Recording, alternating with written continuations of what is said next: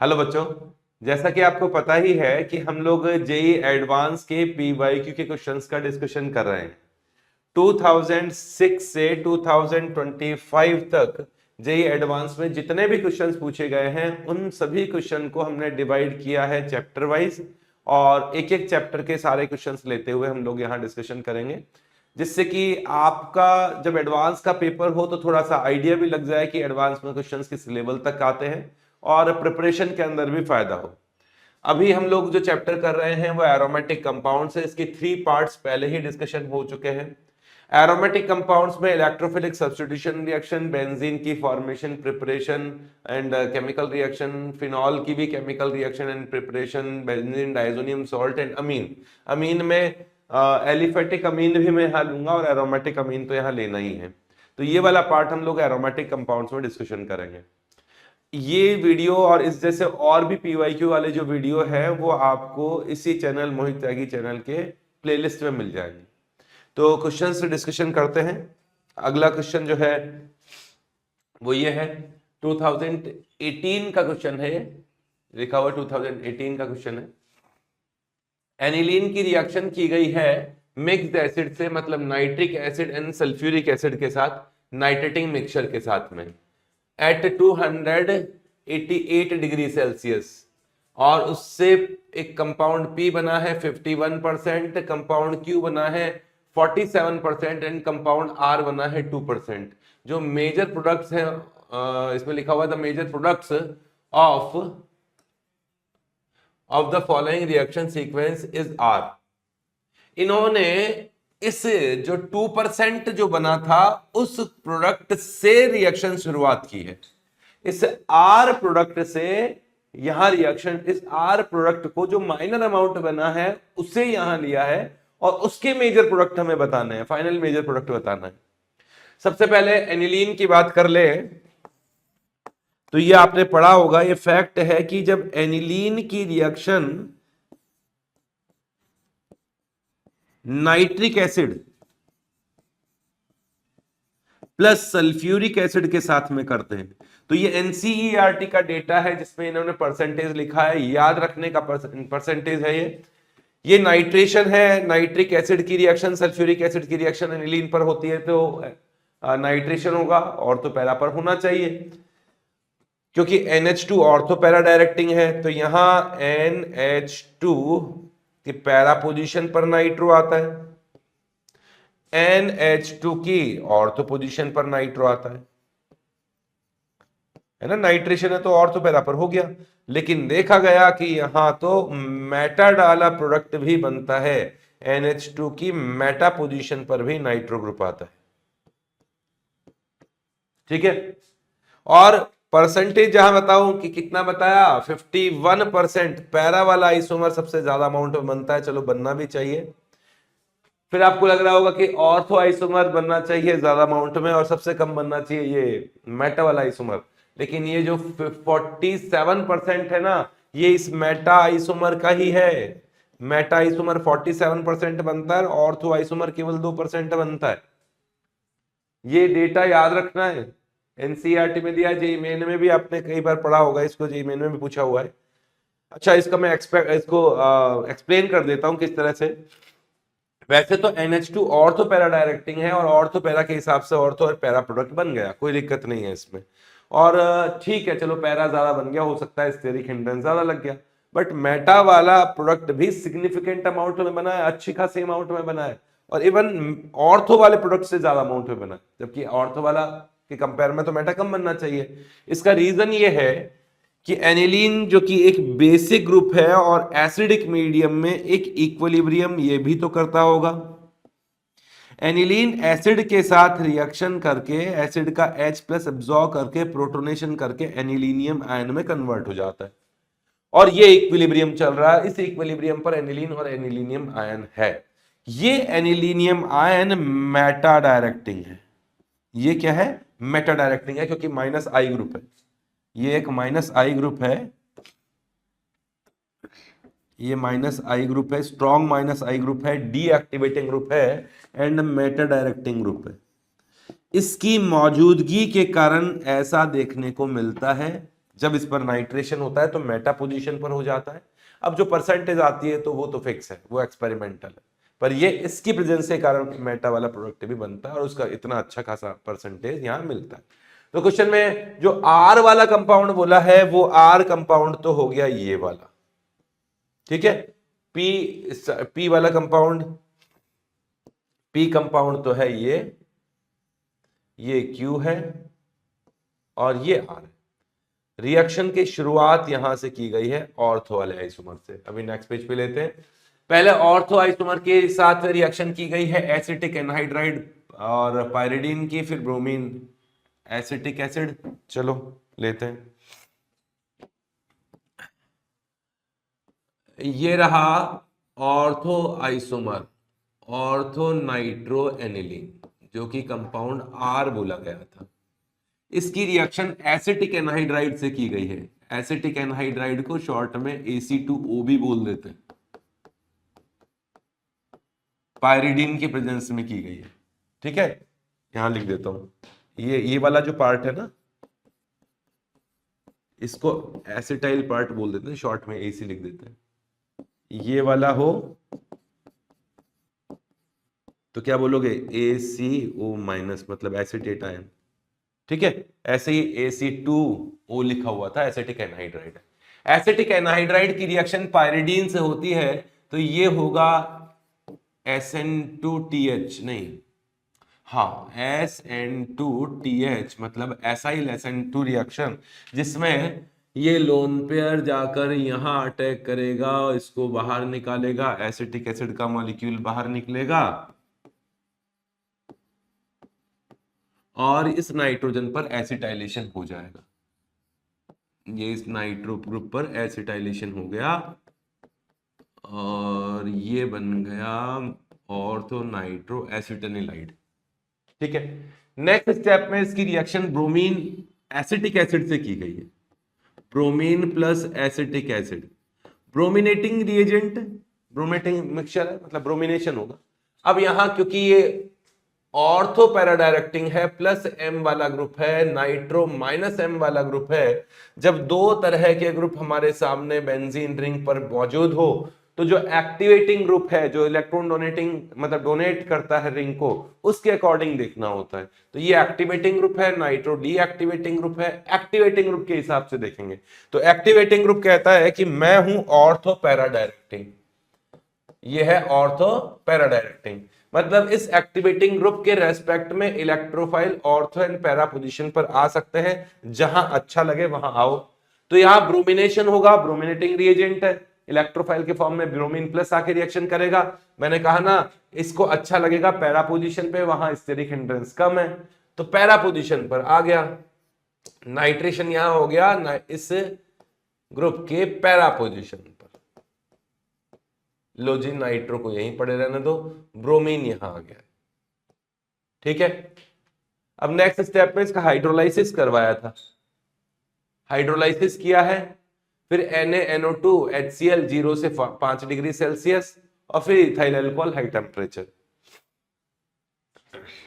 इसका हाइड्रोलाइसिस किया। फिर अब हाइड्रोलाइसिस तो आपको दिखाई दे रहा होगा यार, साथ में इस एमाइड का ही तो होगा। तो ये अमाइड ग्रुप है जिसका हाइड्रोलाइसिस होगा और ये हाइड्रोलाइसिस होके वापस NH2 बनेगा और ये कार्बोक्सिलिक एसिड बनेगा। तो यहाँ कार्बोक्सिलिक एसिड तो मैं इस तरफ लिख देता हूँ, अमाइड ग्रुप का हाइड्रोलाइसिस हुआ और ये कंपाउंड बना। यहाँ पैरा पे ब्रोमो है, ये NH2 है और यहाँ नाइट्रो, ठीक है। अच्छा, एक क्वेश्चन ये उठता है, क्या मैं डायरेक्ट ब्रोमिनेशन नहीं करा सकता था क्या इसका? भाई ये रिएक्शन करवा देते तो डायरेक्ट ही NH2 की पैरा पोजीशन पे ब्रोमीन आ जाता, इतना ये लफड़ा क्यों करते हैं? पहली बात पूछा है क्वेश्चन वाले ने, क्वेश्चन में आने वाले ने। दूसरी बात क्या होता है कि यार एनिलीन की थोड़ी रिएक्शन ब्रोमीन से हम बचते ही है, क्योंकि एनिलीन ज्यादा रिएक्टिव है और उस केस में हो सकता है ऑर्थो एंड पैरा पोजीशन पर एक साथ ब्रोमिनेशन आ जाए, ब्रोमिनेशन हो जाए। आपको पता ही है फिनॉल और एनिलीन की रिएक्शन जब ब्रोमीन से करते हैं तो एक साथ ऑर्थो एंड पैरा पोजीशन पे ब्रोमीन आ जाता है, तो उस चीज से बचाना है आपको। तो आपने स्टार्टिंग में थोड़ी रिएक्टिविटी को कम किया है NH2 को अमाइड में कन्वर्ट करके। अमाइड में ये लोन पेयर कंफ्यूज हैं, इस सी डबल बॉन्ड O की तरफ भी जा रहे हैं, इस तरफ भी जा रहे हैं, दोनों तरफ है, तो बस उसकी स्ट्रेंथ थोड़ी कम हो गई। तो ये बन गया, चलो ठीक है। अब नेक्स्ट स्टेप में इसकी रिएक्शन NaNO2 प्लस HCl से ली करी गई 0 to 5 डिग्री सेल्सियस। जिस भी स्टूडेंट ने थोड़ी भी ऑर्गेनिक केमिस्ट्री पढ़ी है वो डाईएजोटाइजेशन मेथड को अच्छी तरीके से जानता है। ये एजोटाइजेशन है जिसमें NH2 ग्रुप डाइजोनियम सॉल्ट में कन्वर्ट हो जाएगा। तो ये बन गया करस्पॉन्डिंग डाईएजोनियम सॉल्ट। यहाँ नाइट्रो है, यहाँ Br है, और यहाँ बन गया है N2 प्लस Cl माइनस। ठीक है। अब इस कंपाउंड की रिएक्शन की गई है इथाइल अल्कोहल से। आपने डाईएजोनियम सॉल्ट की रिएक्शन इथाइल अल्कोहल से पढ़ी होगी। एक तो था ऑर्थोफॉस्फोरिक एसिड, ऑर्थोफॉस्फोरस एसिड था, नहीं H3PO2 था। हाँ, उसके साथ रिएक्शन करने पर भी डाइजोनियम सॉल्ट बेंजीन में कन्वर्ट होता था। और इथाइल अल्कोहल के साथ भी हीट किया जाए तो डाइएजोनियम सॉल्ट में इस जगह H आ जाएगा और ये वाला पार्ट एल्डिहाइड के फॉर्म में बाहर निकलेगा। मतलब इसको उड़ाना है और इसकी जगह H डालना है, इस जगह H लगाना है। डाइएजोनियम सॉल्ट बहुत इंपॉर्टेंट रिएक्शन शो करता है। मतलब हम लोगों के नंबर के हिसाब से, इंटरकन्वर्जन के हिसाब से एरोमेटिक में इसका योगदान आएगा ही आएगा। कारण क्या है कि डाइएजोनियम सॉल्ट की खूब सारी रिएक्शन है। डाइएजोनियम सॉल्ट इजीली बनाया भी जा सकता है और डाइएजोनियम सॉल्ट को हटाकर उसकी जगह मनचाहा ग्रुप भी लगा सकते हैं। इस जगह H अगर रखना है तो दो तरीके हैं, इथाइल अल्कोहल के साथ गर्म कर दो या H3PO2 के साथ हीट कर दो, दोनों ही तरीके से यहाँ H ग्रुप आ जाता है। तो यहां इस जगह मैकेनिज्म पे तो नहीं जा रहा हूं मैं, बहुत सारी चीजें तो डायरेक्ट रिएक्शन याद हो तो ही काम हो जाती है। कई स्टूडेंट्स को मैकेनिज्म का कीड़ा होता है कि सर जब तक मैकेनिज्म नहीं बताएंगे ना तब तक काम नहीं चलेगी। मैकेनिज्म थ्योरी में बता चुके हैं, क्वेश्चंस करते टाइम हर जगह मैकेनिज्म की जरूरत नहीं होती है। अरे ब्रह्मास्त्र तो तब निकाले जाते हैं, ब्रह्मास्त्र तो ज्यादा बोल गया, मतलब छोटे मोटे दिव्यास्त्र तो तब निकाले जाते हैं जब जरूरत हो। तो यहां जरूरत ही नहीं है, साफ दिखाई दे रहा है भाई इसकी जगह H लगाने का तरीका है। हाँ, और ये जो है ये एसिटाल्डिहाइड में कन्वर्ट हो जाता है, ये थोड़ा याद रखिएगा, पूछा गया है कि यहाँ जो ये इथाइल अल्कोहल था वो किस में कन्वर्ट हो जाता है, एसिटाल्डिहाइड में। ठीक है, और साथ में N2 गैस वगैरह तो बाहर निकलेगी। तो ये वाला कंपाउंड मेजर प्रोडक्ट बना जिसमें एक ब्रोमीन है और एक नाइट्रो ग्रुप है। ये इस रिएक्शन से S वाला कंपाउंड बना है। ये अभी हम लोगों ने क्या बनाया, S वाला प्रोडक्ट बनाया। अब इस S वाले प्रोडक्ट की रिएक्शन पहले तो रिडक्शन है SnHCl के साथ, फिर ब्रोमीन वाटर के साथ है, फिर अगेन डाइजोनियम। ठीक है, ये कंपाउंड S मिल गया साहब। अब इस S की रिएक्शन करते हैं। ये लो, यहां नाइट्रो है, यहां Br है, ये कंपाउंड S है। इसमें पहले स्टेप में Sn प्लस HCl डाला गया है। आपको भी पता है, मुझे भी पता है, ये नाइट्रो के रिडक्शन की रिएक्शन है जिसमें नाइट्रो ग्रुप NH2 में रिड्यूस हो जाता है। तो यहाँ ये Br है, यहाँ NH2 बन गया। नेक्स्ट स्टेप देखा होगा आपने, NaNO2 प्लस HCl डाला था, 0 to 5 डिग्री सेल्सियस में अपनी तरफ से रख देता हूं। अगेन कौन सी रिएक्शन है, डाईएजोटाइजेशन। डाईएजोटाइजेशन में जहां पर एरोमेटिक NH2 ग्रुप है वहां पर डाईएजोनियम सॉल्ट के दर्शन होंगे। ये रहे डाईएजोनियम सॉल्ट, और इस डाईएजोनियम सॉल्ट की रिएक्शन नेक्स्ट स्टेप में इन्होंने H3PO2 के साथ हीट कर दिया। मैंने आपको बोला था अभी कुछ देर पहले कि डाईएजोनियम को हटाकर H लगाने के दो तरीके हैं, जिसमें से दोनों तरीकों का यूज इस क्वेश्चन में कर लिया। इथाइल अल्कोहल से भी यही काम होता है और यहां पर भी हीट करने पर नेक्स्ट स्टेप में H2O भी डालता है, इन्होंने लिखा नहीं पर मैं बता देता हूं। तो इस जगह H आ जाएगा और ये बन गया ब्रोमोबेंजीन। इस जगह भी H आ गया, H का तो क्या ही लिखना, साथ में H3PO3 भी बनता है। तो ये फाइनल जो प्रोडक्ट था ना, ये है कंपाउंड है ब्रोमोबेंजीन। कौन सी रिएक्शन में बोला था इसने? ये मेजर प्रोडक्ट, हाँ फाइनल मेजर प्रोडक्ट हो गया ब्रोमोबेंजीन, 4 ब्रोमीन। ये क्या हुआ? अच्छा एक खा गया, मैं एक रिएक्शन खा गया, कोई बात नहीं, वापस करते हैं इसको। एक ब्रोमो कहाँ आ गया? इसने तो यहाँ एक स्टेप और किया यार, यहाँ एक स्टेप और किया है, इसकी रिएक्शन ब्रोमीन प्लस वाटर से कर दी। हमें पता है एनिलीन एंड फिनॉल में ब्रोमीन वाटर से रिएक्शन कर दें तो NH2 या फिनॉल होगा तो OH, उसकी ऑर्थो एंड पैरा पोजीशन पे एक साथ ब्रोमिनेशन हो जाता है। ये ऑर्थो पैरा डायरेक्टिंग है, प्लस M वाला ग्रुप है, हाईली रिएक्टिव ग्रुप है, रिएक्टिविटी काफी ज्यादा होगी इस NH2 की ऑर्थो एंड पैरा पोजीशन पर, और एक साथ ब्रोमिनेशन होगा तीनों पोजीशन पे। क्वेश्चन में एक्सिस भी लिख के दिया है, पर मैं बिना एक्सिस भी लिख के ऐसे भी छोड़ देता ना तो मैं तब भी 3 bromine ortho and para position पे लगाता ही लगाता। अब तो तुम समझ ही गए होंगे आगे की रिएक्शन। अब इन्होंने डाइएजोनियम सॉल्ट बनाया पहले इसे NaNO2 की रिएक्शन करके, HCl है ना। अब मैं थोड़ा जल्दी कर देता हूं इसको, वरना तुम पैशंस नहीं रख पाओगे। यहाँ Br है, यहाँ Br है, यहाँ Br है, और यहाँ डाइएजोनियम सॉल्ट है। मैंने अभी भी बताया कि डाइएजोनियम सॉल्ट को हटाकर H लगाने के 2 तरीके थे। इथाइल अल्कोहल का यूज कर चुके हैं, H3PO2 का यूज किया है इस बार। सेकंड स्टेप में वाटर डाल देते हैं, वो मैं बता देता हूँ, यहाँ लिखा हुआ तो नहीं था, तो यहाँ पर इसकी जगह H आ जाएगा और 4 ब्रोमीन रह जाएंगे इस तरीके से।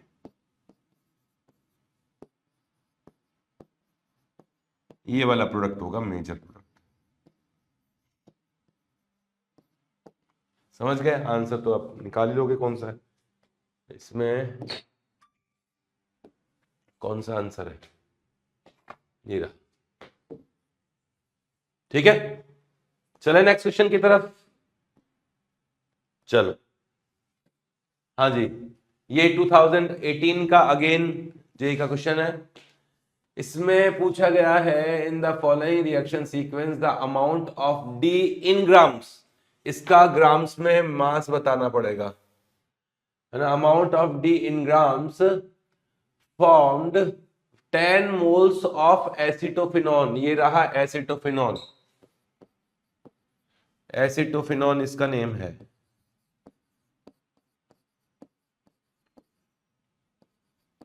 एसिटोफिनॉन के इनिशियली 10 मोल्स लिए गए हैं। क्वेश्चन ने कहा है 10 मोल्स लेके जब एसिटोफिनॉन की रिएक्शन कराते हैं और इस सीक्वेंस में कराते हैं और जो फाइनल प्रोडक्ट डी बनता है उसका कितना ग्राम बनेगा। और इतने सारे स्टेप्स में इन्होंने इसकी वो भी बता रखी है कि ये एफिशिएंसी कितनी है। इस स्टेप की एफिशिएंसी 60% है, ये वाली रिएक्शन किया तो 50% ही यील्ड मिली, और रिएक्शन किया तो 50% यील्ड मिली, इस रिएक्शन की 100% यील्ड मिली। तो यहाँ हर स्टेप का परसेंटेज यील्ड लिखा हुआ है, ठीक है ना। चलो पहले तो ये रिएक्शन क्या है, फाइनल प्रोडक्ट डी क्या है, फिर देखेंगे परसेंटेज कितना है। तो सॉल्यूशन स्टार्ट करते हैं यहां से। ये लिया था शुरुआत में एसिटोफिनॉन, एसिटोफिनॉन, ठीक है। एसिटोफिनॉन की reaction NaOBr, sodium hypobromite, sodium hypobromite haloform reaction है ये, हेलोफॉर्म रिएक्शन है। अरे ब्रोमीन प्लस बेस डालो या NaOBr डालो एक ही बात है। ऐसे ही याद रखिएगा, जब हाफान ब्रोमाइड रिएक्शन पढ़ते हैं तो उसमें भी ब्रोमीन प्लस बेस डालो या हाइपोब्रोमाइट डाल दो, बात एक ही है। हाइपोब्रोमाइट से रिएक्शन भी वही होगी जो कि ब्रोमीन और बेस से होती है, ठीक है। तो हेलोफॉर्म रिएक्शन है ये, CH3 तो ब्रोमोफॉर्म बना देगा फाइनली, CHBr3 बाहर निकलेगा और यहां बनेगा कार्बोक्सिलिक एसिड का सॉल्ट, यहां बनेगा कार्बोक्सिलिक एसिड का सॉल्ट, सोडियम सॉल्ट बनेगा। इस सॉल्ट का इन्होंने एसिडिफिकेशन कर रखा है इसी की स्टेप में, तो फिर नेक्स्ट स्टेप में इन्होंने एसिड जो डाला है उससे ये कंपाउंड ए बना, ठीक है ना। इस स्टेप का अलग से नहीं लिखा, इसने ओवरऑल यहां से यहां तक के लिए 60% दिया है, ध्यान रखना। ये है कंपाउंड ए, मैंने एसिडिफिकेशन में अलग स्टेप में कर दिया, ठीक है। इस कंपाउंड ए की रिएक्शन अमोनिया से की गई है और हीट करते हुए की गई है। मैं उसमें भी बता देता हूं, पहले अमोनिया से करते हैं ना, तो वास्तव में क्या बनता है, अमोनियम सॉल्ट बनता है। सो ये बेंजोइक एसिड का अमोनियम सॉल्ट बनेगा, और हीट कर रखा है, उस केस में H2O का मॉलिक्यूल निकल जाता है, तब जाके अमाइड बनता है, ठीक है। इस चीज को याद रखना चाहिए। तो ये कंपाउंड बी है जो क्वेश्चन बोल रहा है, ठीक है ना, ये बी है। इन्होंने एक साथ किया पर मैंने तुम्हें अलग अलग बता दिया। इसकी रिएक्शन ब्रोमीन और KOH से कर दी। कौन सी रिएक्शन है, अमाइड की रिएक्शन ब्रोमीन KOH से, हाफमान ब्रोमाइड डिग्रेडेशन मेथड। यहां अगर इसी की तरह KOBr या NaOBr लिखा होता तब भी आप हाफमान डिग्रेडेशन मेथड यूज करते हैं। तो यहां आप यही कर दो क्या, ब्रोमीन प्लस बेस यूज किया, तो यहां होगा हाफमान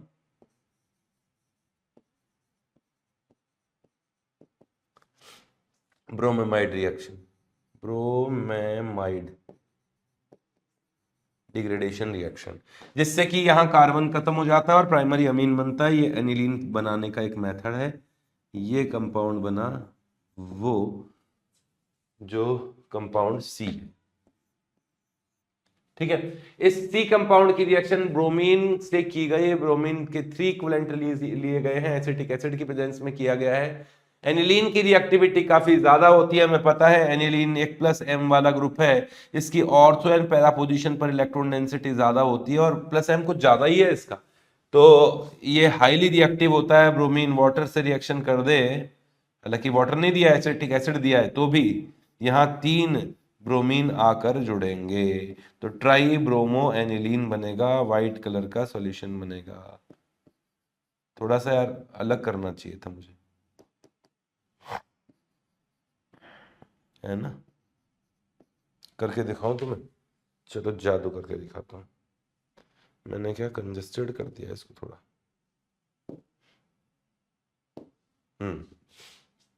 हटाएंगे इसे।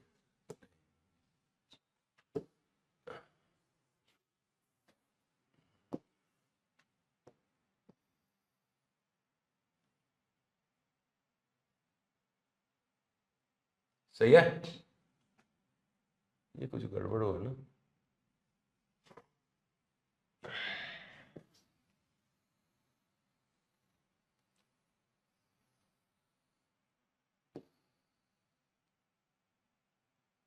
चलो स्पेस मिल गया हमें क्वेश्चन सॉल्व करने के लिए। ये हो गया फाइनल कंपाउंड, डी होगा शायद, ये कंपाउंड डी बना 100%, ठीक है। ये कंपाउंड डी है। अब क्वेश्चन ये कह रहा है कि फर्स्ट स्टेप, ये कितना मोल लिया था स्टार्टिंग में, 10 मोल लिया था इसका। तो फर्स्ट स्टेप मतलब यहां से यहां तक का जो स्टेप है, उसकी एफिशिएंसी कितनी है, उसकी यील्ड कितनी आई थी, 60, 50, 50 और 100, है ना। तो 60% थी इसकी यील्ड और 50 थी इसकी, इसकी भी 50%,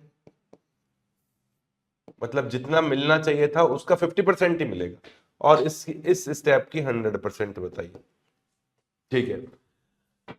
वैसे आप रिएक्शन देखो, अगर 100% हर स्टेप की एफिशिएंसी होती तो इसके मोल से 1 मोल इसका बनना चाहिए था, इसके 1 मोल से 1 ही बनेगा, ऐसा तो नहीं 2 मोल कंबाइन हो रहे हैं कि ऐसे हो रहे हैं। इसके 1 से इसका 1 बनेगा, इसके 1 से इसका मोल बनेगा, इसके 1 मोल से इसका 1 मोल बनना चाहिए, और इसके 1 मोल से इसका 1 मोल बनना चाहिए। 1:1 के रेशियो में रिएक्शन कर रहे हैं और प्रोडक्टिव उसी रेशियो में बन रहे हैं।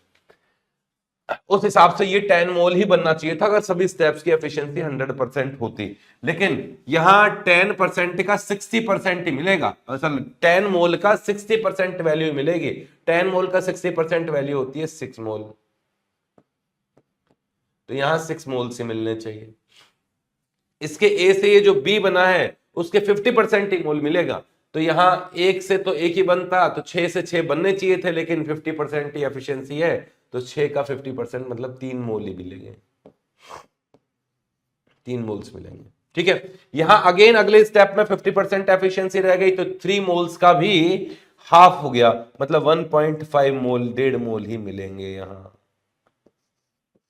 ठीक है, नेक्स्ट स्टेप में 100% एफिशिएंसी है, तो ये जो ट्राइब्रोमो एनिलीन है इसका भी 1.5 मोल मिलना चाहिए।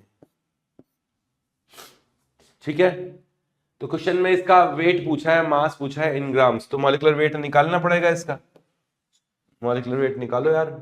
3 ब्रोमीन है, एक ब्रोमीन का कितना दिया था, 80 होता है, तो 8 या 24, इसका 24 तो ब्रोमीन का, मतलब ये हो गया ब्रोमीन का, 3 ब्रोमीन का, और 72 6 कार्बन्स का हो गया। यार ये तो पहले आपको खुद कर लेना चाहिए। और हाइड्रोजन कितने हैं, 2 3 और 4 ही हाइड्रोजन है, कितना हो गया 6, और कुछ थोड़ा बचा है, नाइट्रोजन बच गया ना यार, नाइट्रोजन का 14 हो गया, ये हो गया 10 5 6 और 13 और ये। ठीक है, तो इसका मास कितना हो गया, 1.5 मोल ही बना था। जब मोल्स को मॉलिक्यूलर वेट से मल्टीप्लाई करते हैं तो इतना ग्राम्स इसका बनेगा, कैलकुलेशन कर लो, आंसर ये हो गया। चले अगले क्वेश्चन पे। चलो अगला क्वेश्चन ये कह रहा है कि ये 4 रिएक्शंस गिवन है, इनमें से आपको बताना है कि किसमें या किन में aromatic compound as a major product बनता है। ठीक है, रिएक्शन नंबर ए, ये वाला कंपाउंड है, यहां 2 ब्रोमीन है, जैम डाई ब्रोमाइड है, जेमिनल डाई ब्रोमाइड है। इसकी रिएक्शन एल्कोहलिक KOH से की गई है। एल्कोहलिक KOH से जब इसकी रिएक्शन करते हैं, हीट करते हैं, तो E2 एलिमिनेशन होता है, मतलब डीहाइड्रोहेलोजनेशन होता है। डीहाइड्रोहेलोजनेशन होता है। डीहाइड्रोहेलोजनेशन में एक H तो यहां से निकलेगा, एक Br यहां से निकलेगा, डबल बॉन्ड बन जाएगा। प्रश्न ये उठता है कि क्या एक और HBr नहीं निकल सकता क्या? इससे तो नहीं निकलता है, एल्कोहलिक KOH थोड़ा वीकर पड़ता है। इसके साथ में इन्होंने NaNH2 डाल रखा है। NaNH2 भी स्ट्रॉन्ग बेस ही है, और स्ट्रॉन्ग बेस वही डीहाइड्रोहेलोजनेशन ही कराएगा, E2 एलिमिनेशन कराएगा, जिसमें HBr का मॉलिक्यूल बाहर निकलेगा और ये कंपाउंड बनेगा, मतलब एक और HBr निकल गया तो ये एल्काइन बन गया। ठीक है, फिर नेक्स्ट स्टेप में इसका रेड हॉट आयरन ट्यूब से पास कर दिया इसे, और हाई टेम्परेचर पे पास किया। हम लोगों ने एसिटाइलिन को पढ़ा है कि एसिटाइलिन की रिएक्शन जब रेड हॉट आयरन ट्यूब से कराते हैं तो 3 मोल्स ऑफ एसिटाइलिन से 1 मोल बेंजीन बनती है, 3 मॉलिक्यूल यूज होते हैं। सिमिलरली इसके भी 3 मॉलिक्यूल्स आपस में कंबाइन होंगे। रेड हॉट आयरन ट्यूब से पास कराने पर, Fe कॉपर ट्यूब होती है वैसे, इससे पास कर रहा है हाई टेम्परेचर हाई प्रेशर पे, तो इसके 3 मोल आपस में जुड़े होते हैं। ये बेंजीन के साथ में, फॉर्मेशन के साथ में पढ़ाया हुआ है इस तरीके से।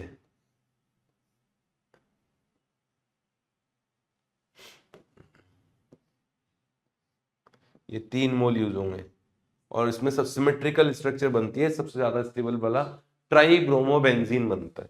तो क्या बनेगा भाई, ये वाला बॉन्ड यहां चला गया, ये वाला बॉन्ड यहां चला गया, ये वाला बॉन्ड यहां चला गया, एक डबल बॉन्ड बच गया, एक सिंगल बॉन्ड बना, एक डबल बॉन्ड बच गया, एक सिंगल बॉन्ड बना, है ना। तो डायरेक्ट ही बना दूं क्या, मेसिटाइलिन में आने की रिएक्शन है, तो यहां बन जाता है मेसिटाइलिन, जो कि एक एरोमेटिक कंपाउंड है।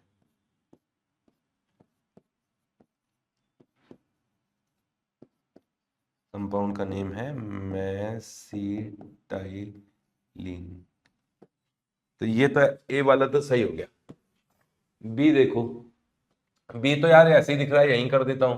बी की रिएक्शन में मान लो ये कौन है, स्ट्रॉन्ग बेस है, इससे साथ में हीट किया, ये E2 एलिमिनेशन कराता है, HBr का मॉलिक्यूल बाहर निकलवा देता है। अभी मैंने बताया कि HBr का मॉलिक्यूल निकाल के डीहाइड्रोहेलोजनेशन कराता है। अगर यहाँ डिहाइड्रो हैलोजिनेशन होगा तो यहां से HBr निकलने चाहिए, HBr निकलेंगे तो ये वाला प्रोडक्ट बनना चाहिए। ये तो 4 पाई इलेक्ट्रॉन सिस्टम है, ये तो एंटी एरोमेटिक सिस्टम है, ये तो अनस्टेबल कंपाउंड है, एंटी एरोमेटिक। जब एंटी एरोमेटिक है, अनस्टेबल है, तो बना ही काय को है, तो ये रिएक्शन वास्तव में होगी ही नहीं, गलत है, प्रोडक्ट नहीं बनेगा इसमें। एंटी एरोमेटिक अनस्टेबल क्यों बनेगा? अगर बना भी तो डायमराइज होकर दूसरे प्रोडक्ट में कन्वर्ट हो जाएगा, ये नहीं बनेगा। ठीक है, स्पेसिफिक कंडीशन में बनते हैं वो भी तुरंत गैसेस फेज वगैरह बनते हैं और फिर डायमराइज होकर खत्म भी हो जाते हैं। तो ये तो नहीं है आंसर, ये रिएक्शन भी कोई आसान नहीं है कि हो जाएगी। हाँ, यहां आपने इस कंपाउंड की रिएक्शन इस बेस के साथ में कर दिया। यहां का ये H एसिडिक है। क्यों एसिडिक है? अगर बेस इसके H प्लस को निकाल ले जाए, ये बेस ने यहां से H प्लस निकाल लिया तो यहां बन जाएगा एनायन। मिथॉक्साइड ने H पकड़ लिया, मिथाइल एल्कोहल बना, ये एनायन बना सोडियम मेटल के साथ में, ये आयोनिक कंपाउंड बना। ध्यान से देखो, ये 6 पाई इलेक्ट्रॉन सिस्टम है, एक ये एरोमेटिक आयन बन गया, आराम से बन जाएगा। ये 6 पाई इलेक्ट्रॉन है, एरोमेटिक आयन है। ठीक है, नेक्स्ट स्टेप में बेंजीन की रिएक्शन की गई है क्लोरीन एक्सिस में लेके और सनलाइट हाई टेम्परेचर पे। सनलाइट की वजह में जब क्लोरीन की रिएक्शन बेंजीन से कराते हैं तो एडिशन रिएक्शन होती है, रेयर टाइप, मतलब एक स्पेसिफिक कंपाउंड बनाने के लिए ऐसा किया जाता है। इस कंपाउंड का नेम है C6H6Cl6। ये है C6H6Cl6, जो कि एक पेस्टिसाइड्स के फॉर्म में यूज किया जाता है इसे, है ना। इसे गैमेक्सिन भी कहते हैं, इसे लिंडेन भी कहते हैं, इसे और क्या कहा जाता है, 666 भी कहा जाता है, बेंजीन हेक्साक्लोराइड भी कहा जाता है, BHC। ये तो एरोमेटिक नहीं है, एडिशन रिएक्शन यहां होती है, इसलिए आंसर ये नहीं होगा। आंसर तो केवल इसमें AC होना चाहिए। ठीक है, चलो नेक्स्ट क्वेश्चन पे बढ़ते हैं। हाँ, 3 स्कीम गिवन है। स्कीम क्या कहती है? स्कीम 1, स्कीम 2 से P एंड Q से शुरुआत की और R और S बना लिया। ठीक है, और स्कीम 3 में इनके प्रोडक्ट्स का यूज कर लिया, तो T बनता है Q और S से। तो total number of Br atom compound T में पूछ रहा है। क्वेश्चन समझ गए? स्कीम 1 में और स्कीम 2 में Q और S बनाया और इन Q और S की रिएक्शन की, तो जो कंपाउंड T बना है फाइनली, उसमें कितने ब्रोमीन है ये हमें निकालने हैं। चलो ठीक है, स्कीम 1 में क्या हुआ है, यही कर दूं क्या? यही कर देते हैं यार, थोड़ा छोटा लिख लेंगे। ये स्कीम 1 S1, एनिलीन की रिएक्शन शुरुआत की है, दिखाई दे रहा है ना? दिखाई तो दे रहा ही होगा, हाँ इतना ही तो लिखा है मैंने, इससे तो बड़ा ही दिख रहा है। इसकी रिएक्शन ब्रोमीन वाटर के साथ में कर दी। ब्रोमीन वाटर एनिलीन के साथ एक साथ तीनों पोजीशन पर ब्रोमिनेशन करता है। हमने पढ़ा है कि एनिलीन या फिनॉल की रिएक्शन जब ब्रोमीन वाटर से की जाती है तो ब्रोमीन दोनों ऑर्थो और एक पैरा पोजीशन पर आ जाता है, ट्राइब्रोमोबेंजीन बनता है। तो ये बन गया ट्राइब्रोमोबेंजीन। नेक्स्ट स्टेप में इसकी रिएक्शन NaNO2 प्लस HCl से 0 डिग्री सेल्सियस पर कर दी है, तो ये रिएक्शन कहलाती है डाईएजोटाइजेशन। डाईएजोटाइजेशन, तो डाईएजोटाइजेशन से बनता है डाईएजोनियम सॉल्ट, ये जी बन गया डाईएजोनियम क्लोराइड। यहां Br, यहां Br, यहां Br। ठीक है, ये बना। फिर नेक्स्ट स्टेप में CuCN प्लस KCN की रिएक्शन। बताओ डायजोनियम सॉल्ट की रिएक्शन, सेंडमायर रिएक्शन। मैंने कहा है डायजोनियम सॉल्ट बहुत इंपॉर्टेंट है, इंटरकन्वर्जन में यूज होता है।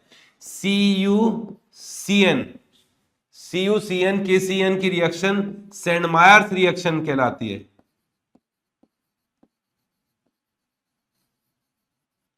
सेंडमायर्स रिएक्शन, 3 रिएक्शन है सेंडमायर्स रिएक्शन में। कॉपर क्लोराइड ले लिया जाए, क्यूप्रस क्लोराइड ले लिया जाए, तो यहां इस डायजोनियम सॉल्ट का हटाकर यहां Cl आ जाता है, वो भी सेंडमायर है। क्यूप्रस ब्रोमाइड ले लिया जाए तो यहां ब्रोमीन आ जाएगा, वो भी सेंडमायर है। और क्यूप्रस साइनाइड ले लिया जाए तो भी यहां पर डाइजोनियम सॉल्ट को हटाकर साइनाइड आ जाएगा, ये भी सेंडमायर रिएक्शन कहलाती है। यहां CN आ गया, यहां Br है, यहां Br है, 3 Br तो है। अगला स्टेप क्या है, फिर इसकी रिएक्शन हाइड्रोलाइसिस किया है, फिर SOCl2 पायरिडीन से रिएक्शन किया है। हमें सभी को पता है, और जिनको नहीं पता है वो समझ लें, साइनाइड का हाइड्रोलाइसिस जब करते हैं तो कार्बोक्सिलिक एसिड बनता है। कुछ स्टूडेंट कंफ्यूज हो जाते हैं कि सर हमने ये भी पढ़ा है कि साइनाइड के हाइड्रोलाइसिस से अमाइड भी बनता है। भाई पार्शियल होता है, बहुत लो टेम्परेचर पे होता है तो अमाइड भी बनता है, पर वो हाइड्रोलाइसिस नहीं है। कहीं हाइड्रोलाइसिस वर्ड है या डायरेक्ट ये भी लिखा हुआ है आपको कार्बोक्सिलिक एसिड ही बनाना है, ठीक है। अमोनिया बाहर निकल जाएगा, फिर हाइड्रोलाइसिस करने के बाद में SOCl2 पायरिडीन डाल दी। SOCl2 पायरिडीन थायोनिल क्लोराइड डालने पर कार्बोक्सिलिक एसिड को एसिड हैलाइड में कन्वर्ट करने का काम करता है। ये रिएक्शन पढ़ी हमने। कार्बोक्सिलिक एसिड के OH को हटाकर Cl आ जाएगा, 3 ब्रोमीन तो जैसे हैं वैसे ही रहेंगे। ये कंपाउंड Q बना दिया मैंने, कंपाउंड P से कंपाउंड Q बना दिया, ठीक है। इस Q का यूज करेंगे फिर नेक्स्ट स्टेप में। स्कीम 2 पे चलते हैं यार, इसी को कॉपी मार लेता हूं, फिर नहीं तो पेज पलट के देखना पड़ेगा। पिछले पेज पर कर रखा है वो सारा कुछ, है ना। स्कीम 2 पर चलते हैं। स्कीम 1 का प्रोडक्ट तो याद रखो, 3 ब्रोमीन है, एसिड हैलाइड, ठीक है। स्कीम 2 बेंजीन से शुरुआत की है। बेंजीन में डाल दिया ओलियम। ओलियम क्या होता है, H2S2O7 सल्फोनेशन, ठीक है। ओलियम के साथ में हीट करते हैं तो सल्फोनेशन होता है और बेंजीन सल्फोनिक एसिड बनेगा। यहां NaOH था भाई, थोड़ा मिसप्रिंट है, NO नहीं है, OH। नेक्स्ट स्टेप में NaOH के साथ में सल्फोनिक एसिड की रिएक्शन की गई है। फ्यूज NaOH के साथ रिएक्शन की जाती है ना। मैं तो बता रहा हूं फिनॉल फॉर्मेशन की रिएक्शन, अगर आपको याद हो तो, कि NaOH फ्यूज लिखवाया था मैंने, तो उसके साथ इसको हीट करें तो वापस सोडियम सल्फाइड बनता है और यहाँ OH आता है। वैसे तो O माइनस आता है, नेक्स्ट स्टेप में उसको एसिडिफिकेशन कर दिया जाता है, ठीक है। यहाँ O माइनस बनेगा और Na2SO3 बाहर निकलेगा, ठीक है। फिर उसमें एसिडिफिकेशन कर दोगे तो फिनॉल फॉर्मेशन हो जाता है, तो यहाँ फिर फिनॉल बन जाएगा। फिनॉल बनाने का मेथड पढ़ा था हम लोगों ने। फिर फिनॉल की रिएक्शन कर दिया bromine carbon disulphide 0 degree Celsius, ठीक है। ब्रोमीन से कितनी बात कर रहा है ये, ब्रोमीन कार्बन डाइसल्फाइड और 0 डिग्री सेल्सियस। सुनना, अगर ब्रोमीन वाटर लेके रिएक्शन कराएं तो ब्रोमीन वाटर, क्योंकि वाटर एक पोलर सॉल्वेंट है, तो पोलर सॉल्वेंट की प्रेजेंस में फिनॉल की रिएक्टिविटी बढ़ जाती है। इस कारण से फिनॉल की ऑर्थो एंड पैरा पोजीशन पर एक साथ 3 ब्रोमीन आ जाते हैं अगर ब्रोमीन वाटर लोगे तो। लेकिन ब्रोमीन वाटर की जगह कार्बन डाइसल्फाइड लें और टेम्परेचर थोड़ा कम रखें तो carbon disulphide polar aprotic solvent है, इसकी प्रेजेंस में फिनॉल में इतना आयोनाइजेशन नहीं होगा, इसलिए फिनॉल की रिएक्टिविटी थोड़ी कंट्रोल में रहती है। और यहाँ टेम्परेचर भी कम कर रखा है तो सब शांति शांति वाली चीज चल रही है। तो उस केस में ब्रोमिनेशन एक ही जगह होगा, ऑर्थो पे अलग प्रोडक्ट बनेगा, पैरा प्रोडक्ट अलग बनेगा। पैरा मेजर होता है ना, तो मेजर प्रोडक्ट बोला था स्टार्टिंग में, सावधान कर दिया होगा उसने, मेजर मेजर मेजर, तो मेजर लो जी, मेजर ब्रिगेडियर जो भी बना रहे हैं ये मेजर प्रोडक्ट बन गया पैरा वाला। अगर यहां टेम्परेचर 5 डिग्री सेल्सियस से ऊपर ले जाते हैं, हीट वीट कर दिया, तो फिर काम नहीं करता है, फिर ब्रोमीन नहीं मानने वाला, फिर फिनॉल नहीं मानने वाला, फिर फिनॉल की रिएक्टिविटी तो ऐसी बढ़ा दी तुमने, फिर हीट कर दिया, फिनॉल का आयनाइजेशन वैसे ही बढ़ जाएगा, फिनॉल की रिएक्टिविटी बढ़ जाएगी, फिर तो उस केस में कंट्रोल नहीं होने वाला, फिर उस केस में तो 3 ब्रोमीन आके जुड़ेंगे ही जुड़ेंगे। लेकिन उन्होंने तो कंट्रोल किया है और ये कंपाउंड एस बना दिया हमने। अब इस कंपाउंड एस में पहले बेस डाल रहा है और क्यू हमने जो बनाया था उसकी रिएक्शन करा रहा है। ठीक है, तो वो कहां करें, वो यहां कर देते हैं। ये आ गया स्कीम 3, कंपाउंड एस ये रहा, फिनॉल है, यहां ब्रोमीन है, ये कंपाउंड एस है, इसमें बेस डाल दिया। फिनॉल में बेस डालोगे तो एसिड बेस रिएक्शन होगी, तो एसिड बेस रिएक्शन होते ही फिनॉल तो बन गया फिनॉक्साइड।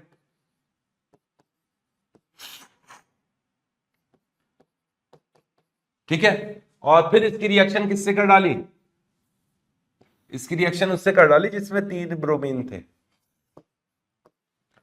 यहां ब्रोमीन था, यहां ब्रोमीन था, यही था ना यार, और ये C डबल बॉन्ड OCl यही था यार, चेक कर लें, 3 ब्रोमीन ही आए थे, साइनाइड अमीन बनाया था, 3 ब्रोमीन ही आए।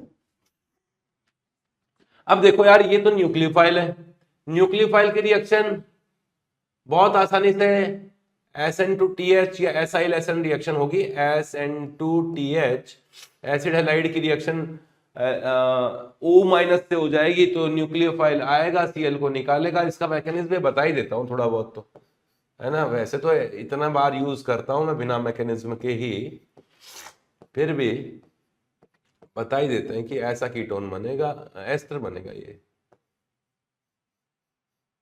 कितने ब्रोमीन है इसमें, एक ब्रोमीन ऊपर भी है ना भाई, ये वाला पार्ट है, इसमें पैरा ऑक्सीजन की पैरा पोजीशन पे भी तो ब्रोमीन है, तो ब्रोमीन गिनना कोई बड़ी बात नहीं है, गिन सकते हैं, इसमें 4 ब्रोमीन रहेंगे। समझ में आ गया, ठीक है। अच्छा, मैं SN2TH रिएक्शन का मैकेनिज्म, ये जो है मैकेनिज्म, उसकी बात बता रहा था कि SN2TH मैकेनिज्म होता कैसे है।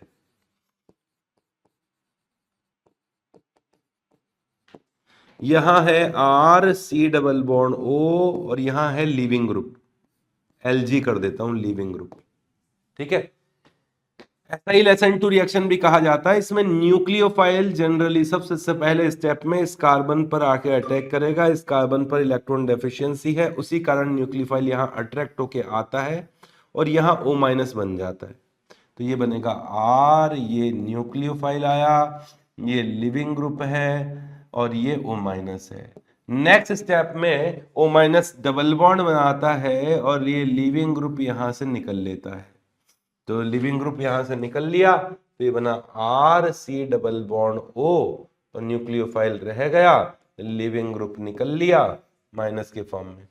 इस तरह से SN2TH रिएक्शन होती है, इसे एसाइल SN2 रिएक्शन भी कहा जाता है। ठीक है, चलिए नेक्स्ट रिएक्शन में।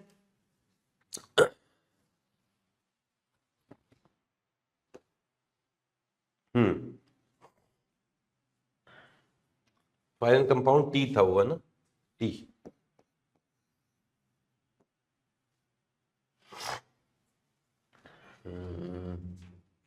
कंसीडर द रिएक्शन सीक्वेंस, 2020 का क्वेश्चन है। Reaction sequence from P to Q, और कुछ स्पेशल चीज बोल रहा है क्या, यील्ड 75 बोला इसने। The overall yield of the major product Q from P is 75%. What is the amount in grams of Q obtained from 9.3 ml of P? और यहाँ डेंसिटी 1 ग्राम पर ml ही दे रखी है इस P की। चलो क्वेश्चन क्या कह रहा है सुन लो। ये कंपाउंड P है, इसका लिया है 9.3 ml लिया है, ठीक है, और इस रिएक्शन की, ये पूरा जो रिएक्शन हो रहा है उसकी एफिशिएंसी केवल 75% है। इसका अमाउंट हमको बताना है। यहां इस कंपाउंड P जो कि एनिलीन है, उसकी डेंसिटी गिवन है 1 ग्राम पर ml, मतलब 1 ग्राम का जो वेट है, मतलब 1 ग्राम का वॉल्यूम 1 लीटर है, या 1 ml है, या 1 ml का मास जो है 1 ग्राम में, कहने का मतलब यही है। तो ये तो साफ निकल गया यार, इसकी डेंसिटी से इसको कर दे मल्टीप्लाई, तो ये हो गया मतलब 9.3 ग्राम ही है, और क्या है, इतना ही लिया था ये। ठीक है, चलो पहले तो रिएक्शन कर लेते हैं। फर्स्ट स्टेप में एक एक तीन रिएक्शन है, तीनों स्टेप में करूंगा, है ना। ऐसा कर देता हूँ, ये अलग से करूं, आदत खराब है मेरी। एनिलीन लिया है, एनिलीन की रिएक्शन NaNO2 प्लस HCl 0 से 5 डिग्री सेल्सियस, डाईएजोटाइजेशन, नाम नहीं लिखूंगा, डाईएजोटाइजेशन में डाईएजोनियम सॉल्ट बन जाता है। ये बन गया डाईएजोनियम सॉल्ट पहले झटके में। फिर इसकी रिएक्शन कर दी गई है और बीटा नेफ्थॉल से, जुकाम लग गई यार मेरे, बीटा नेफ्थॉल से कर दी गई है। ठीक है, और बेसिक मीडियम में की गई है, बताओ कौन सी रिएक्शन है। फिनॉल्स की रिएक्शन डायजोनियम सॉल्ट से या एनिलीन से भी करते हैं, मतलब एनिलीन की रिएक्शन कराओ या फिनॉल की डायजोनियम सॉल्ट से रिएक्शन कराओ तो एजो कपलिंग होती है ना, तो ये डाई एजो कपलिंग रिएक्शन है। फिनॉल में जब इलेक्ट्रोफाइल अटैक करता है तो इस पोजीशन पर अटैक करता है, बीटा नेफ्थॉल में इस पोजीशन पे करता है, ये भी एज ए इलेक्ट्रोफाइल जाकर यहां अटैक करेगा, इस जगह बनेगा और ऑरेंज कलर का डाई बनती है। ये येलो ऑरेंज, मतलब येलो ऑरेंज तो क्या है, ऑरेंज ही लिखा होता है, ऑरेंज डाई बनती है ये वाली। इसी को कंपाउंड, नहीं अभी तो और बाकी है। फिर इसकी रिएक्शन एसिटिक एसिड और वाटर के साथ किया गया है। एसिटिक एसिड वाटर के साथ तो क्या ही रिएक्शन होगी, एसिटिक एसिड के साथ सल्फ्यूरिक एसिड डाल के हाई टेम्परेचर पकड़ते तो यहाँ एस्टर बन जाता, पर वाटर के साथ तो क्या होगा। हाँ ये होगा यार कि इन्होंने क्या किया है मैं बताऊं ना, बेसिक मीडियम में रिएक्शन किया है तो बेसिक मीडियम में फिनॉल जो है ना फिनॉक्साइड बन जाता है, उसकी रिएक्टिविटी बढ़ जाती है, इसके बाद डायजोनियम सॉल्ट रिएक्शन करता है और उसको थोड़ा शांत करने के लिए, मतलब फिनॉक्साइड को फिनॉल में कन्वर्ट करने के लिए ये बनाया है, मतलब समझ गए ना तुम। यहाँ OH ही आएगा फाइनली, पहले ये डाल दिया और उसके बाद में एसिडिफिकेशन कर दिया, समझ जाओ ये कहना चाह रहा है। ये वाला कंपाउंड का मास बताना है, पहले इसका मॉलिक्यूलर वेट निकालना पड़ेगा यार। मॉलिक्यूलर वेट मैंने निकाला था इसका, 248 था शायद, 248 मॉलिक्यूलर वेट था इसका। एक मिनट में देखता हूँ, सॉल्व किया था मैंने इसको। आपको लगता होगा कि आप भी सॉल्व करते हो क्या सर? हाँ हम भी सॉल्व करते हैं तो हो गया क्वेश्चन, तो बस अब मॉलिक्यूलर वेट निकल ही गया इसका। इसका आपने लिया था 9.3 ग्राम्स, ठीक है ना। एनिलीन का मॉलिक्यूलर वेट होता है 93, तो इसका मोल्स कितना हो गया, 9.3 डिवाइड बाय 93 इक्वल्स टू 0.1 मोल, सही है ना।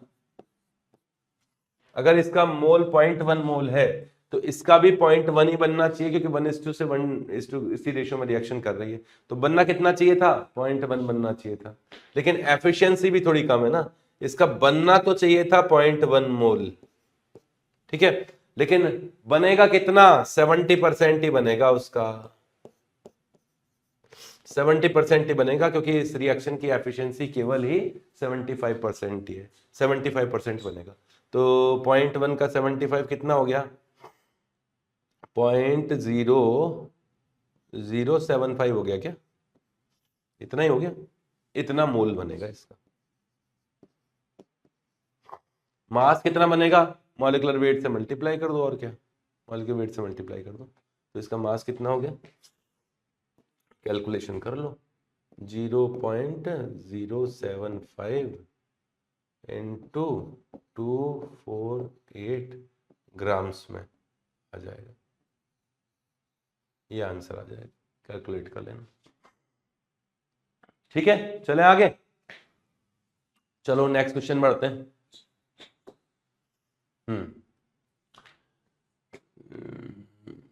क्वेश्चन में रिएक्शन सीक्वेंस दिया है, थोड़ा सा इसको बड़ा कर देते हैं। बड़ा क्यों नहीं हो रहा है?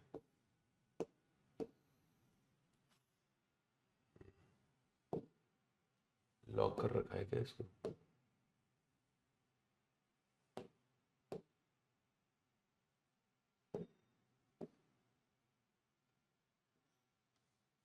चलो ठीक है, ऐसे कर लेंगे यार,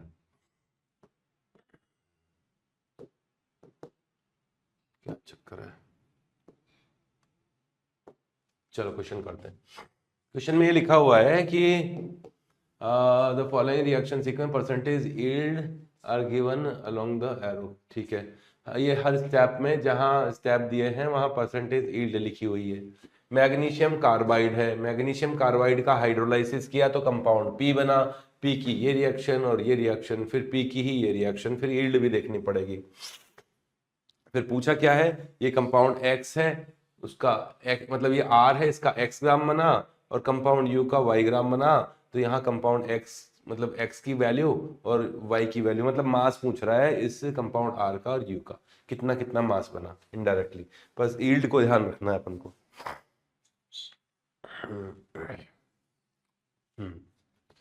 चलो करते हैं। देखो मैग्नीशियम कार्बाइड का जब हाइड्रोलाइसिस किया जाता है तो प्रोपाइन गैस बनती है। कैल्शियम कार्बाइड का हाइड्रोलाइसिस किया जाए तो एसिटाइलिन बनती है। मैग्नीशियम कार्बाइड का हाइड्रोलाइसिस से प्रोपाइन गैस बनती है। और बेरिलियम कार्बाइड का हाइड्रोलाइसिस किया जाए तो मीथेन बनती है। ये याद रखना है तीनों, तो ठीक है ना। तो मैग्नीशियम कार्बाइड का हाइड्रोलाइसिस से चलो बनाए।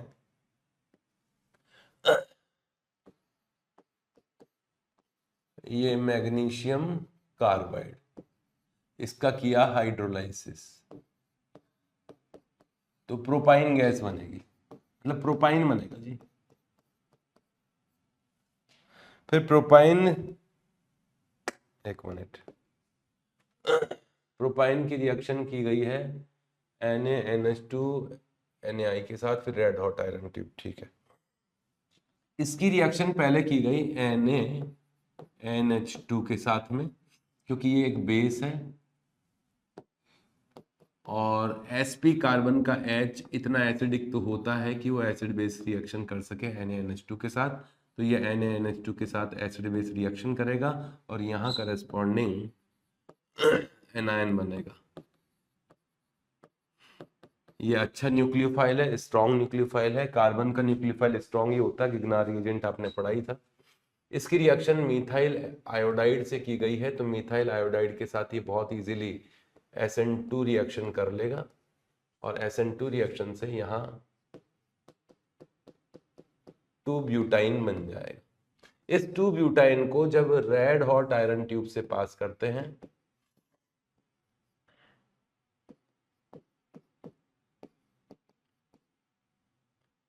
आयरन ट्यूब से पास करते हैं, तो इसके 3 मॉलिक्यूल, याद रखना, इसके 3 मोल जाके ये बनाएंगे।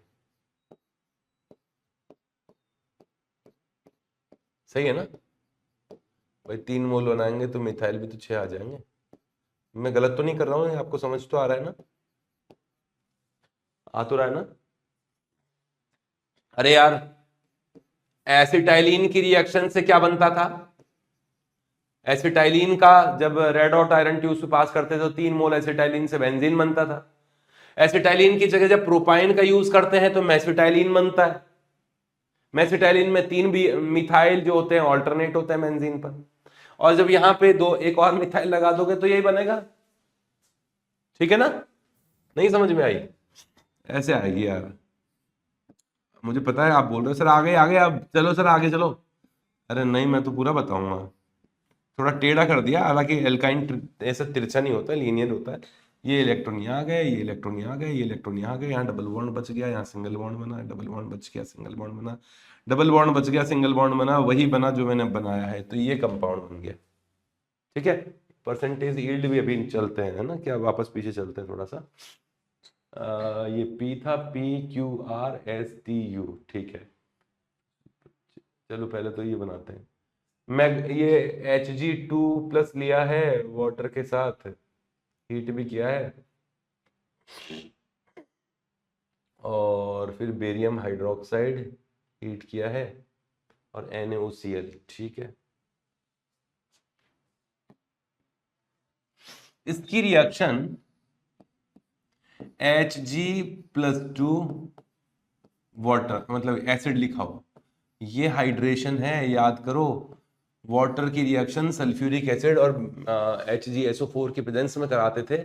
इस एल्काइन पर तो वाटर का एडिशन होता था, तो H मार्कोनिकॉफ एडिशन होगा, H यहां आएगा, OH यहां आएगा, समझो। H इस जगह आके जुड़ेगा, OH यहां जाके जुड़ेगा, इनॉल फॉर्म बनेगा, इनॉल फॉर्म तुरंत कीटो फॉर्म में कन्वर्ट बन जाएगा। कीटोन बनाने का मेथड है, एल्काइन पर वाटर के एडिशन से कीटोन बनता है, इनॉल फॉर्म से वो कीटोन में कन्वर्ट हो जाएगा, ठीक है। इस कीटोन में फिर क्या किया गया है भाई, बेरियम हाइड्रोक्साइड डाल दिया, और हीट भी कर रखा है। एल्डोल कंडेंसेशन याद ही होगी,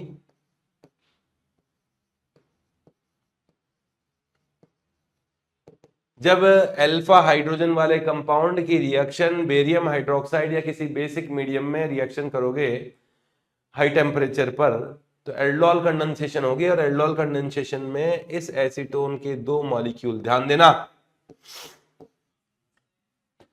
ये रहा अल्फा पोजीशन। मैकेनिज्म याद है आपको एल्डोल की?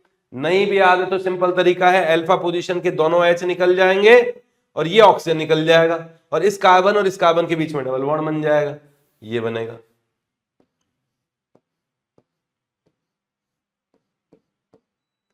इसके 2 मोल आपस में रिएक्शन करके ये 1 मोल बनाएंगे, नाम है इसका मेसिटाइल ऑक्साइड, मेसिटाइल ऑक्साइड, ठीक है।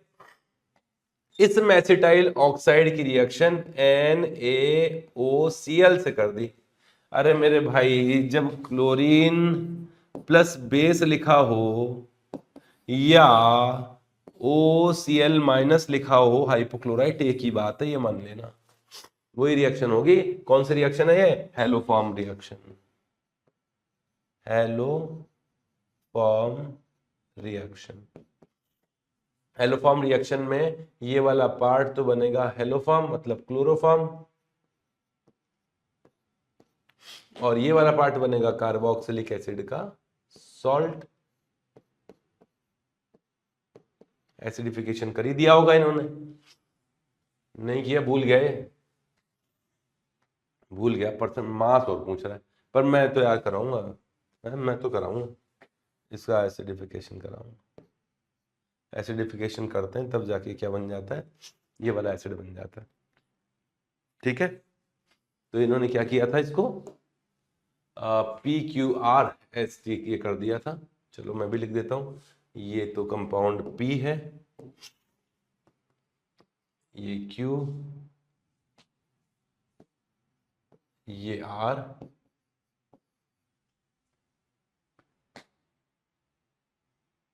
सही था क्या?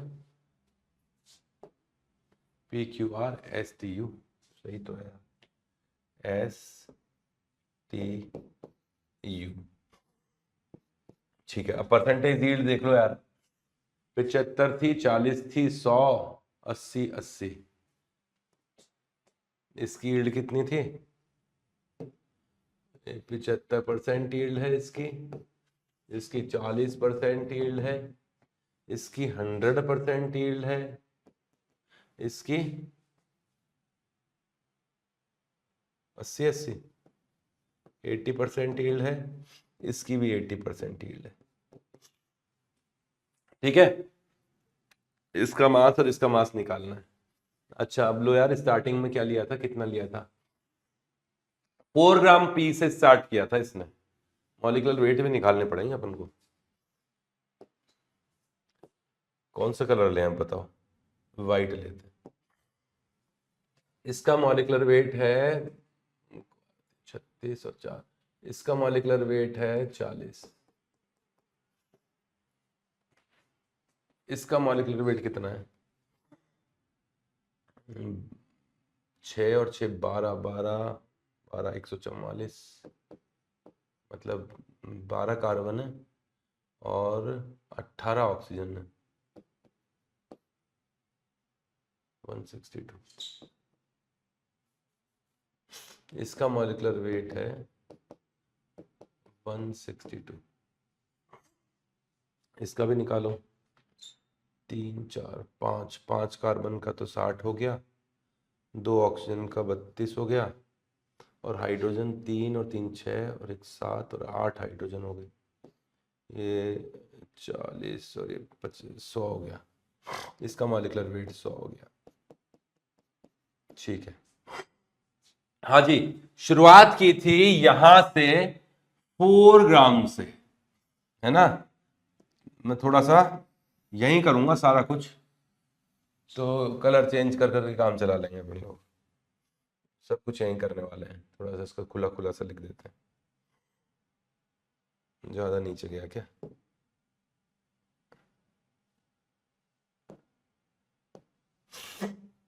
हाँ, यहां लिया था इसका 4 ग्राम,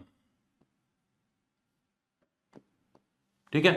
4 ग्राम लिया था, तो 4 डिवाइड बाई 40 मोल्स निकाल रहा हूं, तो कितना मोल्स लिया था इसका मतलब 4/40।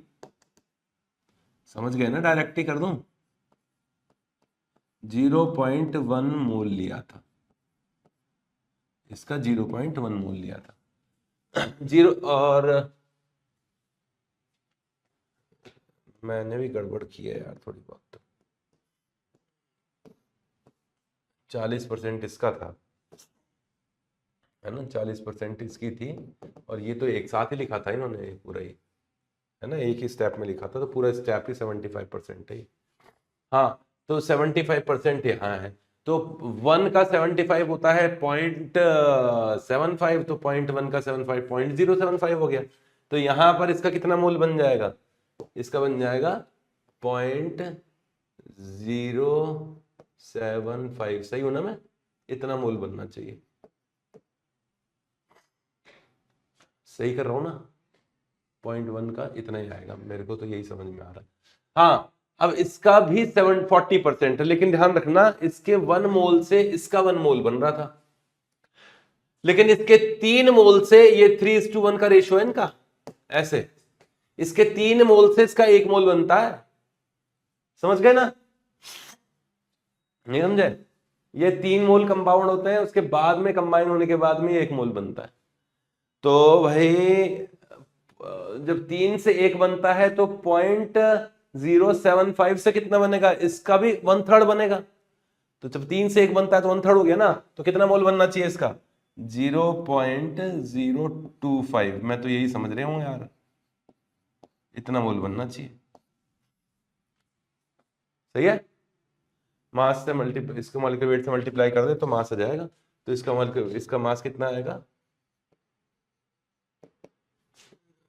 0.025 इंटू 162। कैलकुलेशन कर लेना।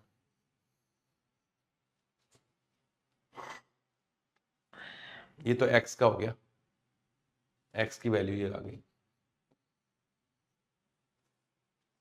ठीक है, चलो इधर चलते हैं। 0.4 से 0.4 ही बनना चाहिए क्योंकि 100% एफिशिएंसी है। तो 0.4 नहीं, सॉरी 0.1 है, 0.1 से 0.1 मोल ही बन गया। इस 0.1 मोल का 80% वैल्यू बनी। अब ध्यान रखना, इसके 2 मोल से इसका 1 मोल बना है, क्योंकि 2 मोल कंबाइन हुए थे उससे 1 बना है, आधा बनता है। 2 मोल लोगे तो आधा बनता है।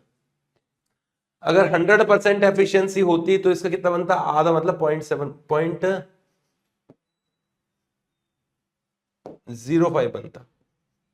बनता। लेकिन 100% एफिशिएंसी थोड़ी ना है, 80% ही है, तो इसका 80% वैल्यू आ जाएगी। तो इसका 80% वैल्यू यही कर दूं क्या, 0.8 से मल्टीप्लाई कर देता हूं। 0.8 से मल्टीप्लाई कर दो इसका, कितनी आएगी 0.04 हो गया क्या, 8×5 = 40। तो ये वैल्यू आई है 0.04 मोल, इसका इतना बनेगा। ठीक है, इसके एक से तो एक ही बनता है, तो इसका जितना भी है उससे उतना ही बनना चाहिए था, उसका भी 80% वैल्यू निकाल लो। तो इसकी 80% वैल्यू कितनी होगी? 0.04 का 80%, मतलब 0.8 कर से मल्टीप्लाई कर दो यार, तो कितना हो गया? 8 8 32 32 हो गया क्या? 32 मतलब 0.032 मोल्स। ठीक है, अब इस मोल को 100 से मल्टीप्लाई कर दो तो मास आ जाएगा इसका। तो मास इसका कितना आएगा? ये तो मैं सबसे आसानी से कर सकता हूँ, 3 से मल्टीप्लाई कर दो, 3.2 ग्राम्स आ गया। इसका भी तुम कर ही लोगे। ठीक है, एक दो क्वेश्चन और करेंगे। मेरा रुमाल कहाँ गया?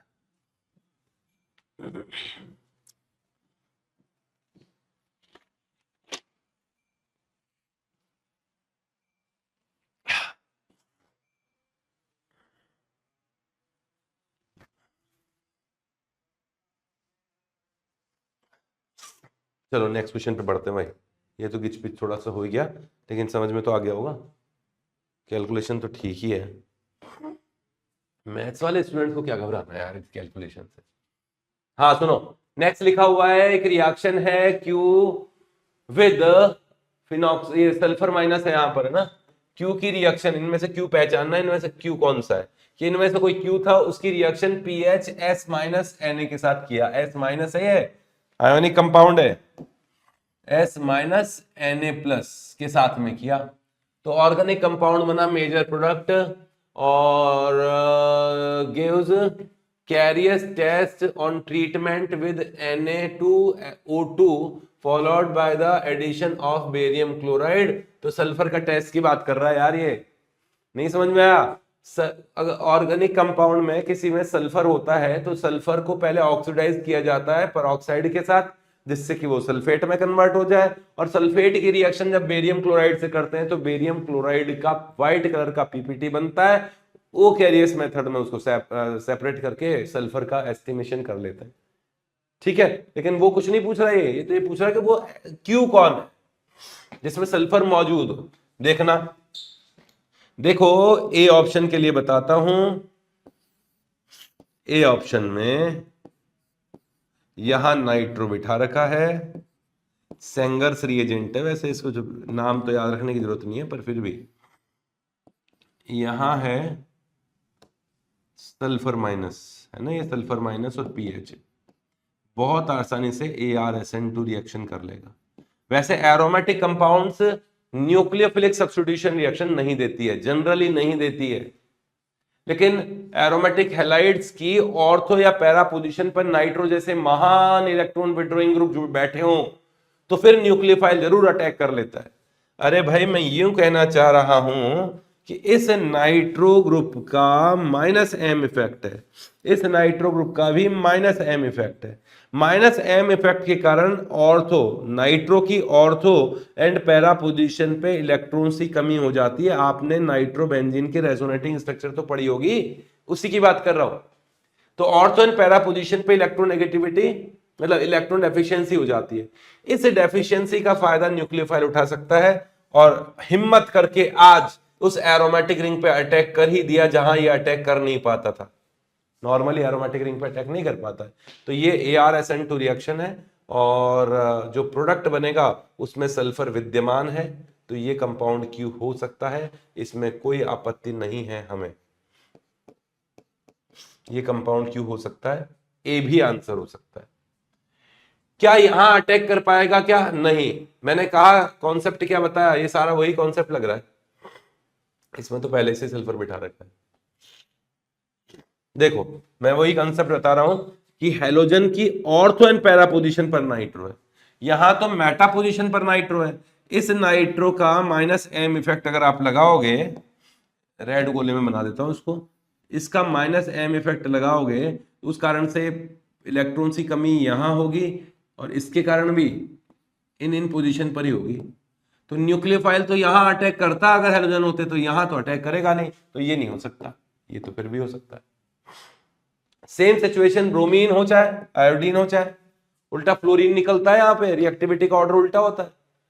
आयोडीन की रिएक्टिविटी कम होती है, ब्रोमीन की ज्यादा होती है, और फ्लोरीन की सबसे ज्यादा होती है, क्योंकि फ्लोरीन इलेक्ट्रॉन जब खींचेगा अपनी तरफ तो यहां पॉजिटिव चार्ज ज्यादा क्रिएट हो जाएगा, वो आयोडीन तरह नहीं खींच पाएगा।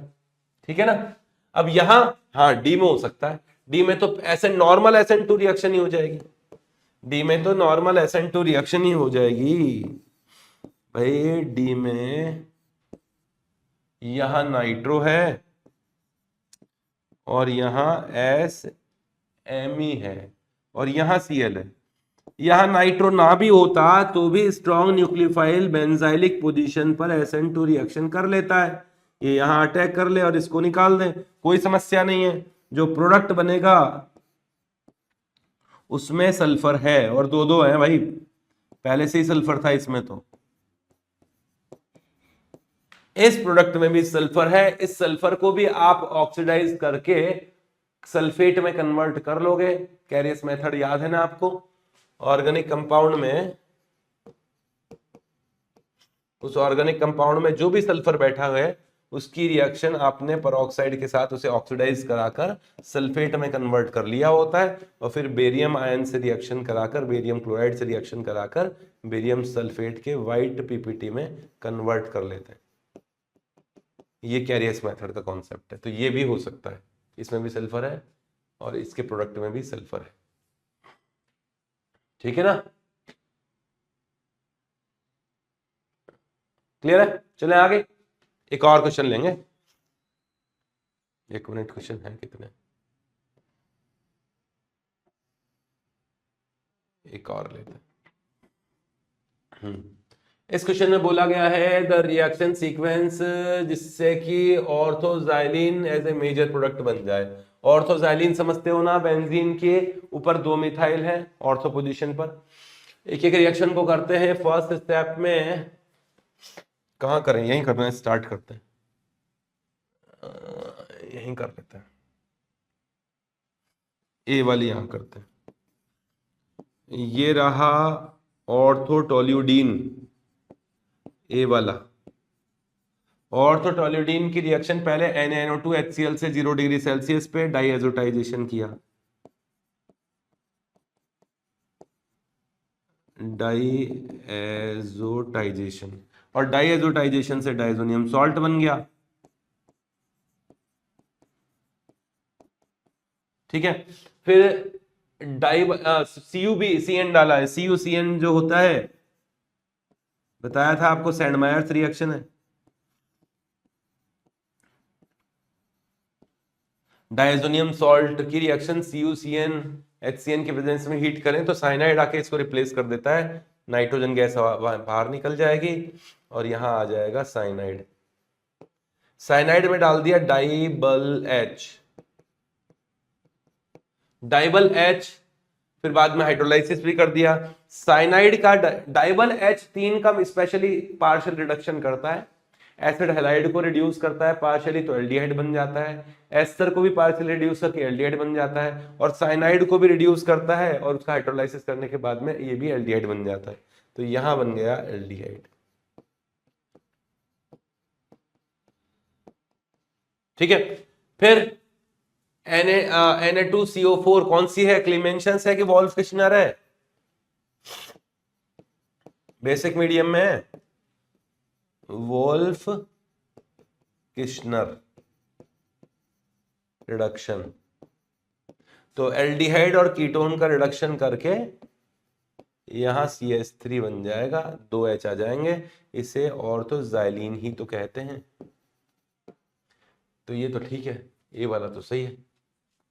बी पे चलते हैं, बी पे चलते हैं। बी में पहले मैग्नीशियम से रिएक्शन किया, SOCl2, पैलेडियम, बेरियम सल्फेट और जिंक अमलगम HCl। चलो बी करते हैं नेक्स्ट पेज पर। बी, अरे क्या लिया था स्टार्टिंग में, मैग्नीशियम था और मिथाइल था, ठीक है।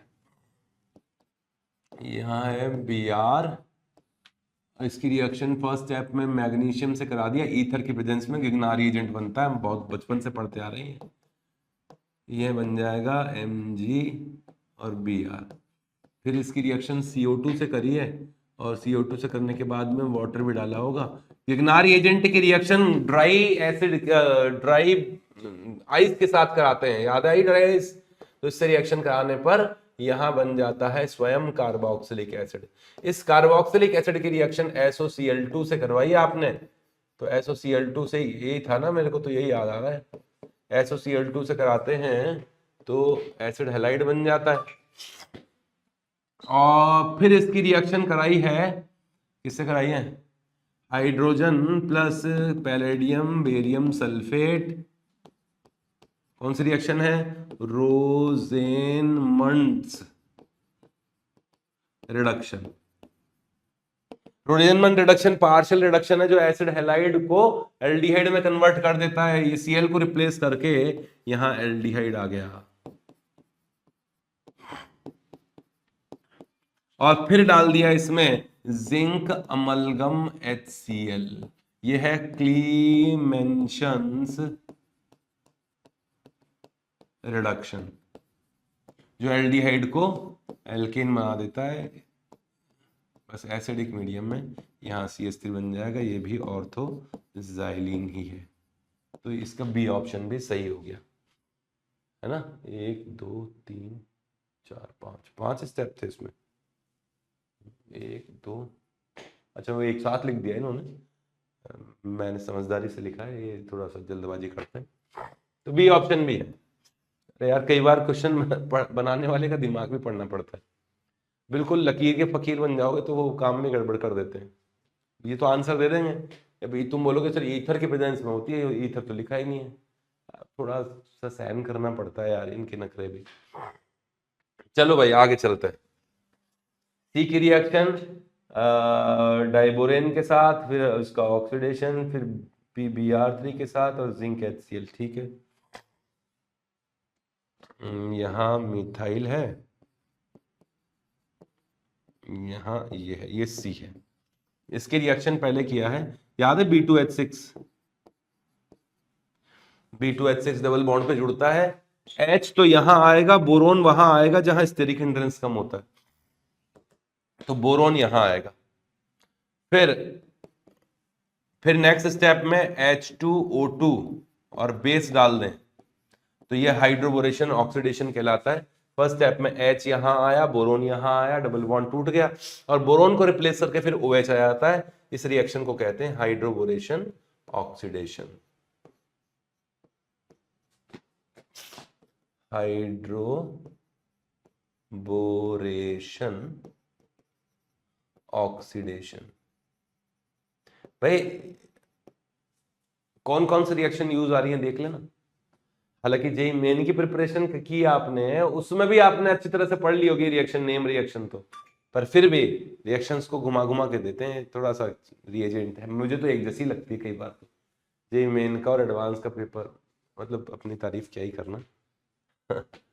चलो भाई वो मैं जल्दी ऐसे बोल देता हूँ, कभी कभी पेपर तो टफ ही होता है एडवांस का। PbR3 के साथ में कर दो तो PbR3 में तो अल्कोहल की रिएक्शन PbR3 से करते हैं तो SN2 रिएक्शन होती है और OH को रिप्लेस करके ब्रोमीन आ जाता है। यही दिया था ना उसने।